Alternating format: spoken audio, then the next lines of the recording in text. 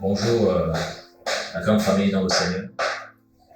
Nous sommes là encore pour, par la grâce du Père, partager euh, une petite parole que le Seigneur a mis encore dans nos cœurs, hein, une parole du Seigneur.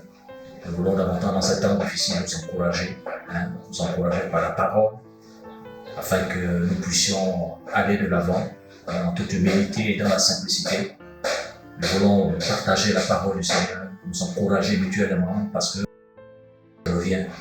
Le Maître nous demande de persévérer dans ces temps difficiles, chacun dans la marche, nous demande de persévérer dans ces temps difficiles parce que le Seigneur est à la porte et il y a au choix, quelles que soient les difficultés, quels que soient les obstacles, nous encourage, nous fortifie, nous aide et nous demande d'aller de l'avant parce que nous sommes le peuple du livre et nous voulons de plus en plus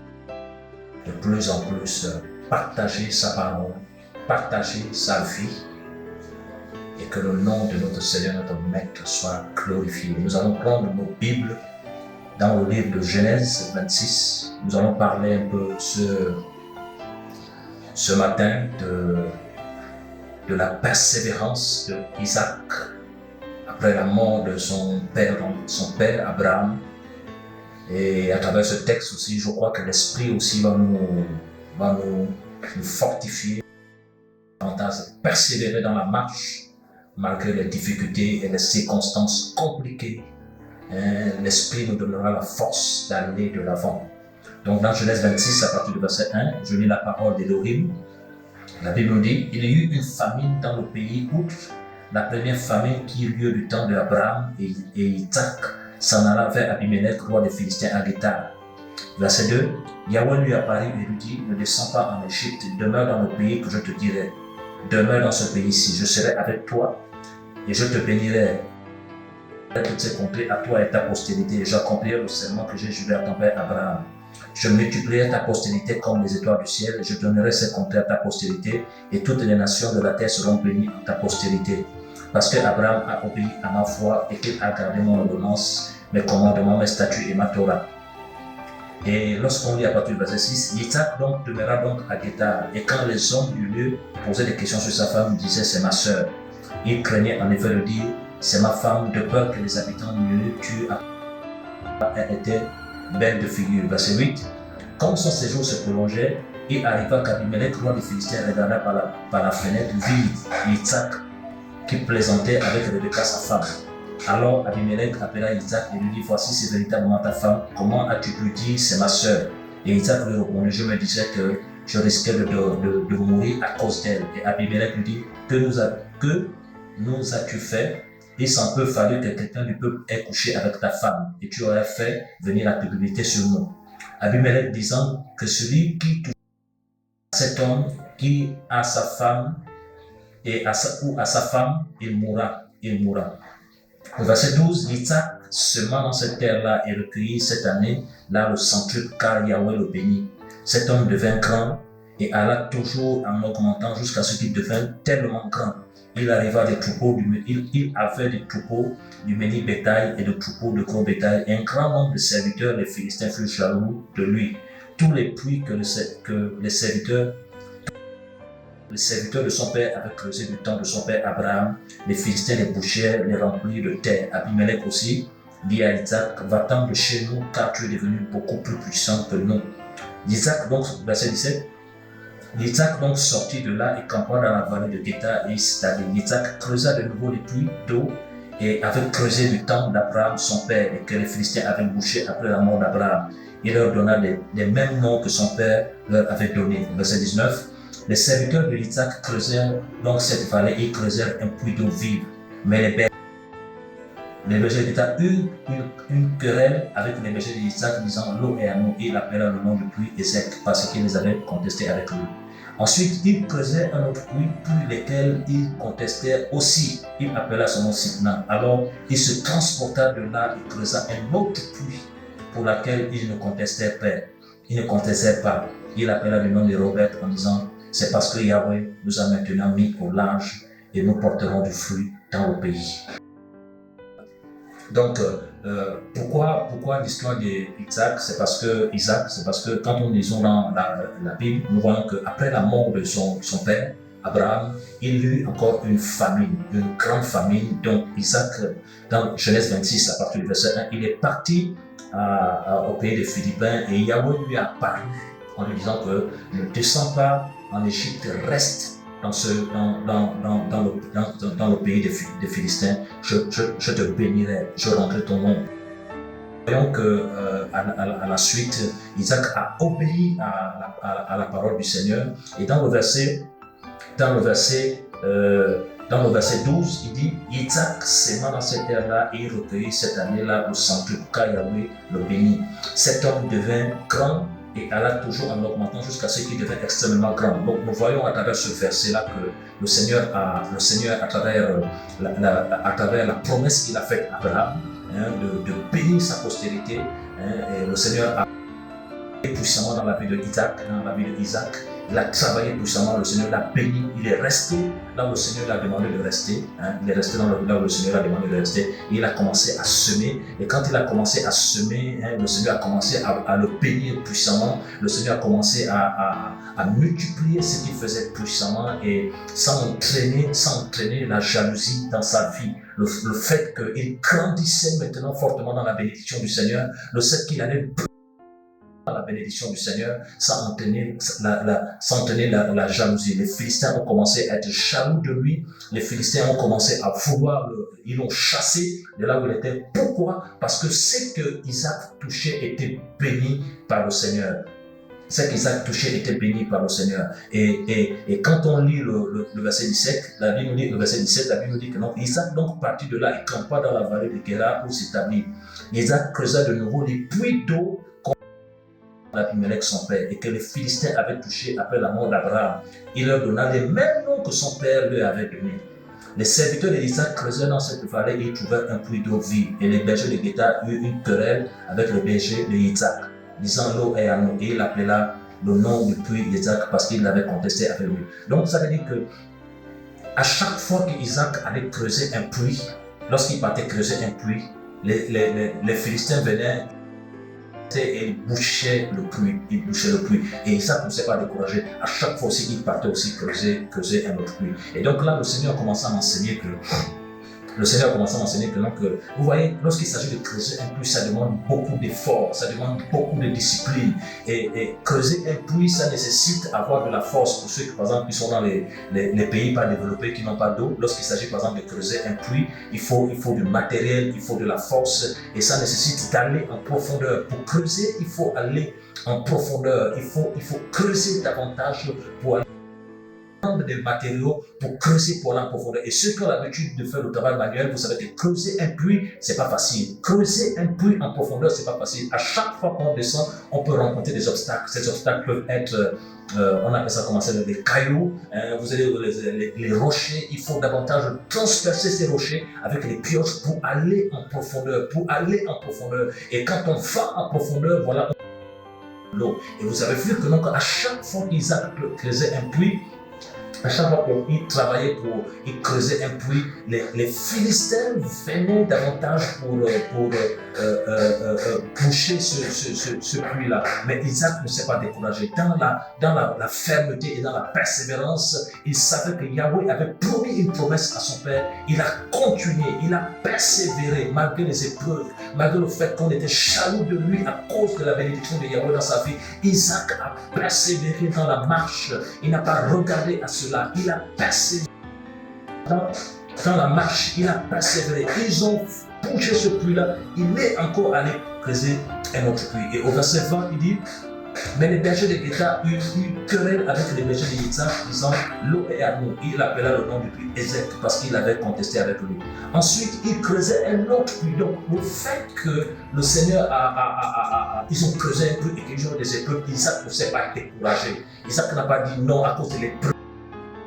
Isaac n'a pas dit non à cause des difficultés, à cause des calomnies, à cause du regard des hommes qui laissent. Non, il a compris qu'il fallait qu'il persévère parce qu'il avait une promesse de Yahweh dans ce pays-là. Il a persévéré, il a allé creuser un autre puits, littéralement. Il a fourni encore les mêmes efforts. les mêmes efforts, aller creuser davantage pour pouvoir trouver de l'eau. Il a creusé davantage. Et quand on lit la parole, on va aller doucement pour comprendre. Le Seigneur veut nous enseigner.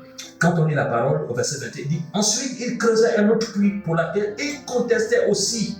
Il appela ce nom Sitna. Alors il s'est transporté et il a creusé un autre puits. Donc ça veut dire que le second puits qu'il a creusé encore, ils sont venus encore pour persécuter Isaac, pour l'éprouver, pour s'opposer à l'œuvre que le Seigneur voulait faire dans sa vie. Isaac ne sait pas, n'a pas fait une bagarre charnelle. Il a encore creusé un autre puits, frères et sœurs. Ce que les Philistins avaient oublié, c'est que la bénédiction d'Abraham reposait sur Isaac. Ce que les Philistins avaient oublié, c'est que quel que soit l'endroit où ils pouvaient bloquer Isaac, la bénédiction n'était pas sur l'endroit où Isaac travaillait, la bénédiction était sur Isaac. Ça veut dire que donc, à même fois Isaac s'est déplacé pour aller dans une autre place, le Seigneur l'accompagnait. Le Seigneur l'accompagnait. C'est juste pour encourager les frères et sœurs dans les nations, pour encourager les enfants du Seigneur, les filles du Seigneur, pour encourager ceux qui passent par les épreuves, ceux qui passent par les difficultés, ceux qui passent par les... de persévérer dans la marche. Il faut persévérer dans la marche. Les temps sont compliqués, les temps sont difficiles, mais il faut persévérer dans la marche. La persévérance dans la marche. Isaac a persévéré. Il ne s'est pas découragé. Il n'a pas regardé à l'oppression des Philistins. Il n'a pas regardé au découragement des Philistins. Il n'a pas regardé à la face dure des Philistins. Non, il n'a pas regardé à ça. Il a persévéré. Il a persévéré dans la marche. Il a persévéré. Donc, il a fourni plus d'efforts avec ses serviteurs pour creuser ces puits. Ils sont venus les prouver dans ces puits. Il a encore allé creuser un autre puits. La persévérance dans la marche. Et au verset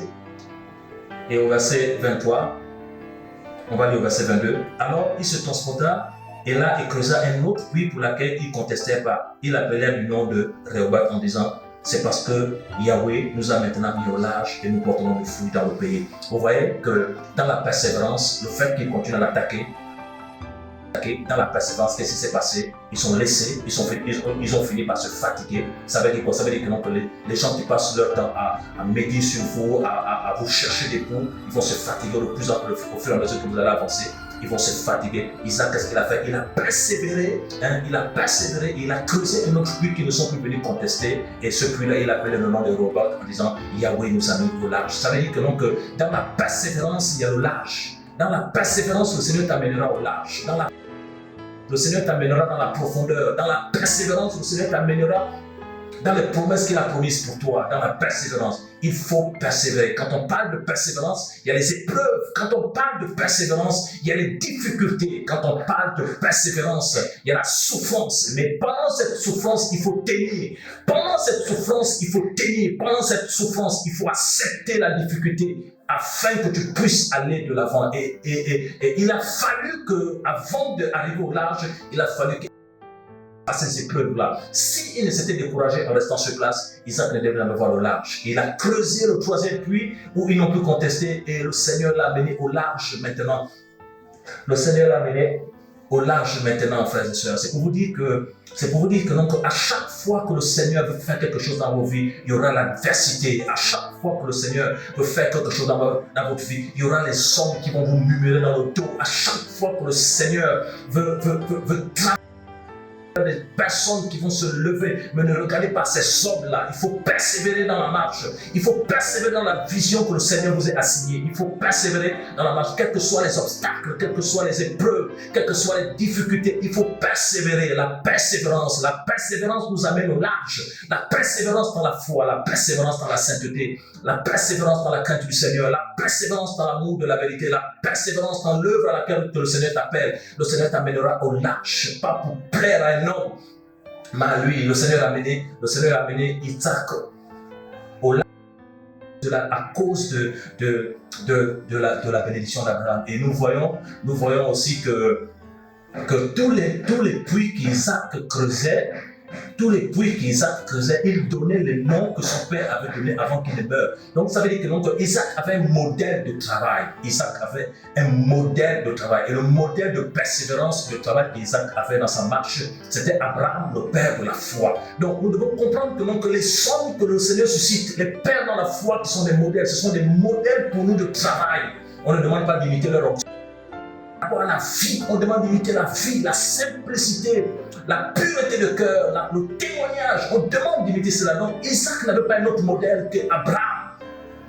Abraham, frères et sœurs. Donc ici, nous devons comprendre que à chaque fois que le Seigneur met des hommes qui craignent le Seigneur devant nous, ce n'est pas pour les idolâtrer, non, mais pour voir le modèle de travail, le modèle de vie, le modèle de vie qui vont vie de génération en génération. Et lorsque vous continuez la lecture, vous allez vous rendre compte que lorsque le Seigneur commençait à bénir puissamment Isaac, les Philistins sont venus vers lui pour demander la paix. Isaac a commencé à dire que maintenant vous venez vers moi alors que vous me chassez, et ils ont fait la paix. Donc un véritable fils ne garde pas la rancune envers ceux qui le persécutent. Un véritable fils ne garde pas la rancœur envers ceux qui le persécutent. Non, parce que notre combat n'est pas charnel. Il est spirituel. La Bible nous déclare de prier. Yahushua nous demande de prier pour nos ennemis, de prier pour ceux qui nous diffament, de prier pour ceux qui nous persécutent. La bataille est spirituelle. Nous ne luttons pas contre la chair et le sang, mais nous luttons contre les esprits méchants dans les lieux célestes, frères et sœurs. Donc Isaac a persévéré, frère. Regardez la persévérance d'Isaac. Regardez les difficultés par lesquelles qu'il a croisé dans le pays des Philistins. Il ne sait pas. Le Seigneur lui a dit que je te bénirai. Malgré le fait que le Seigneur a dit que je te bénirai, ça ne va pas faire en sorte que le Seigneur enlève l'oppression, l'épreuve devant lui. Non, mais dans l'épreuve, il ne s'est pas découragé. Dans l'épreuve, il n'a pas reculé. Dans l'épreuve, il n'a pas baissé les bras. Dans l'épreuve, il allait de l'avant. Dans l'épreuve, il a continué la marche. Et Yahweh l'a mené au large. Frères et sœurs, là où Yahweh l'a amené au large, frères et sœurs, Yahweh l'a amené au large. Le large, au large simplement la vision que le Seigneur a donnée dans ta vie, les projets a mis dans ta vie, tu rentreras pleinement dans ça. Tu rentreras pleinement dans ça si tu persévères. Si tu es tombé dans un péché, répands-toi, relève-toi, avance avec le Seigneur. La persévérance dans la marche. Yahushua est à la porte, il revient. Nous devons persévérer dans la marche. C'est ce partage-là que le Seigneur me met à cœur pour encourager les uns les autres ce matin. La persévérance de Isaac, c'est le titre de mon message, la persévérance de Isaac. Isaac, c'est le fils d'Abraham. Isaac a vu la persévérance d'Abraham. Yahweh promet un fils, Abraham, à 75 ans. Le fils de la promesse arrive à 100 ans.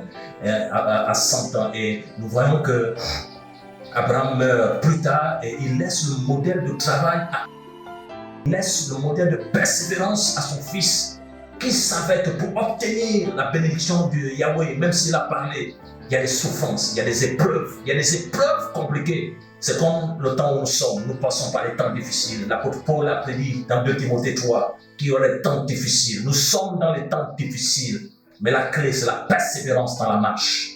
La persévérance dans la marche. Il ne faut pas se décourager. Il ne faut pas baisser les bras. Il ne faut pas en aucun cas baisser les bras. Le Seigneur est à la porte. Il faut persévérer. Ça demande de la lutte dans la prière. Ça demande de la lutte dans la méditation de la parole. Ça demande de lutter, d'aller de l'avant, de refuser l'immoralité, de refuser le péché. De refuser ces choses compliquées, frère, ça demande de la lutte. Et la Bible nous dit dans le livre de 1 Pierre 7 que le diable rôde comme un lion rugissant, ce sent qu'il faut dévorer, mais résistez-le avec une foi ferme. La persévérance, c'est la fermeté. La persévérance, c'est la fermeté. Nous devons demander au Seigneur un caractère ferme afin d'aller de l'avant, afin que notre résolution dans la marche ne soit pas une résolution charnelle, mais qu'elle soit une résolution qui décide d'aller de l'avant avec Yahweh, aller de l'avant avec Yahweh, parce que le maître est à la porte. Que le modèle de persévérance d'Isaac soit notre partage dans ces temps de la fin. Malgré les épreuves, malgré les puits qu'il creusait avec ses serviteurs, le fait qu'il venait boucher, ce n'était pas facile, parce que si tu passes du temps à creuser un seul puits, et quand on vient boucher ce puits-là, tu verras que le travail est énorme. Mais Isaac ne s'est pas découragé. Il allait creuser notre puits. Il avait le modèle de persévérance d'Abraham, frère. difficiles, les temps sont compliqués. Mais ayons la force d'aller de l'avant. Que Yahweh soit béni au nom de Yeshua, notre Seigneur, notre Maître. Amen.